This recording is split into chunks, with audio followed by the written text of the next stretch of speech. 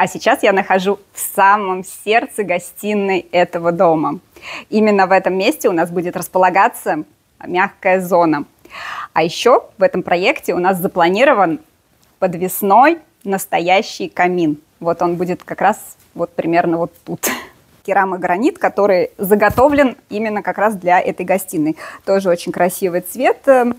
Керамогранит у нас большеформатный, 80 на 160. Я выбрала керамогранит здесь фабрики «Эталон». Это очень красивая коллекция, которая классно сочетается с натуральными оттенками дерева, которого у нас здесь очень много.